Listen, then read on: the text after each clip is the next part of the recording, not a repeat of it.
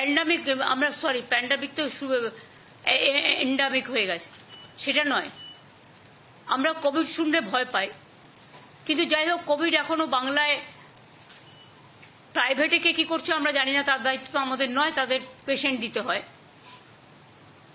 আমাদের সরকারিভাবে যে রিপোর্ট আমাদের কাছে আছে, তথ্য আছে, আমরা প্রত্যেককে ইম্পর্টেন্ট যারা জড়িত, পঞ্চায়েত থেকে শুরু করে, আরবান থেকে শুরু করে, মিউনিসিপ্যালিটি থেকে শুরু করে, ডিএমই থেকে শুরু করে, ডিএইচএস থেকে শুরু করে, বিশেষ করে এই ডিজিজের ব্যাপারে যোগীরাজ থেকে শুরু করে, আমাদের health department, MSME department, police department, সকলে, চিফ সেক্রেটারি, হোম সেক্রেটারি, আমরা সকলকে নিয়ে কলকাতা কর্পোরেশন থেকে শুরু করে পঞ্চায়েত, রুরাল, সব ডিপার্টমেন্টকে ডেকে মিটিং করে আমরা প্রস্তুতিটা সেরে রাখলাম। ফার্দার যদি হয়, আমরা আশা করছি ওই প্যান্ডামিক আর হবে না, কারণ WHO অলরেডি বলে দিয়েছে it is not pandemic, it is endemic, এরকম কিছু একটা শুনেছি। I may not be correct, please cross check. কিন্তু আমরা যেটা মনে করি যে সতর্ক আমাদের থাকতে হবে, কোনো প্যানিকই ক্রিয়েট করা নয়। যদি বাই চান্স সেরকম কিছু হয়, আমাদের প্রস্তুতি তৈরি থাকবে, এটা নিয়ে ভয় পাওয়ার কোনো কারণ নেই। কিছু কিছু ক্ষেত্রে যাদের কোমরবিডিটিস আছে, যাদের লাংসের প্রবলেম আছে, চেস্টের প্রবলেম আছে, হার্টের প্রবলেম আছে, বা অন্যান্য নানা রকম প্রবলেম থাকতে পারে, এবং sometimes ageing is also the factor. সর্দি কাশি হলেও আমরা ভাবি, সর্দি কাশি হলেও একটা বুকে কফ জমে থাকলে শ্বাসকষ্ট হয়, যার জন্য নেবুলাইজার করা হয়, করে ওটাকে ক্লিয়ার করা হয়। তারা ডাক্তার দেখান, ট্রিটমেন্ট করুন। সরকার আপনাদের সাথে সবসময় ছিল, আছে, থাকবে। চেষ্টা করুন সরকারি হাসপাতালে চিকিৎসা করার, তাহলে আপনাদের আননেসেসারিলি কোনো একটা অসুখের নামে বেশি টাকা খরচ হবে না। যার সত্যি প্রয়োজন তাকে যা যা দেওয়া দরকার সবকিছুই সরকারি হাসপাতালে আছে, এবং এখন অ্যান্টি কোভিডও ভ্যাকসিন বেরিয়ে গেছে, ভ্যাকসিন সবাই নিয়েও নিয়েছে। সুতরাং আমরা নিজেদের ইন্টারেস্টেই নিজেরা মিটিংটা করলাম, যাতে ফার্দার যদি কখনো সেরকম পরিস্থিতি হয়, তখন আমরা যেন প্রস্তুতিটা রেখে দিতে পারি, যাতে কোনো অসুবিধে লোকের না হয়।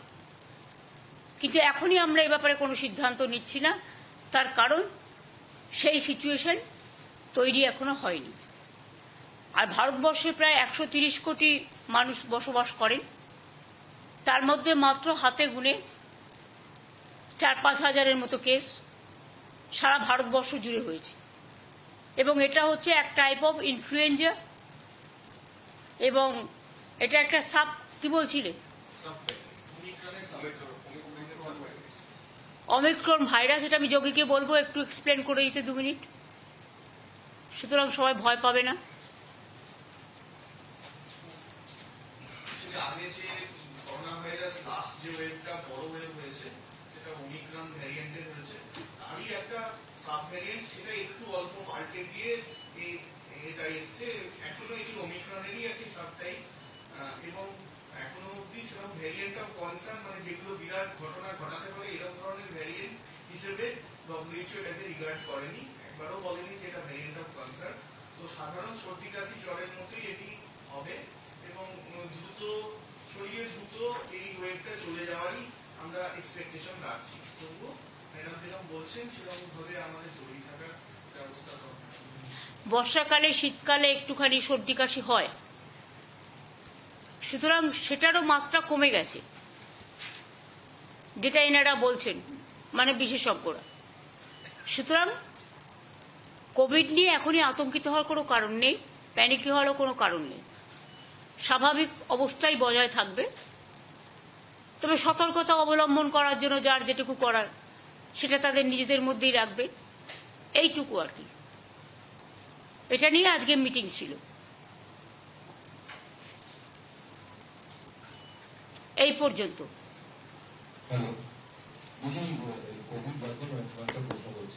না, অন্য কোনো কোশ্চেন এখানে হবে না। এটা অফিসাররা প্রত্যেকে আছে, অনলি এটা Covid related meeting, nothing else.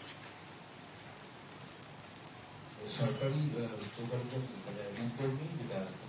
সেটা হচ্ছে যে জগন্নাথ মন্দির তো ভীষণ প্লিজ আমি আপনাদের বলছি, this is only Covid related. Please understand your limitation also. I understand my limitation. হেলথের মিটিংয়ে জগন্নাথ দেব আসবে না, জগন্নাথের মন্দিরে জগন্নাথ দেব আসবে, ঠিক আছে? Thank you.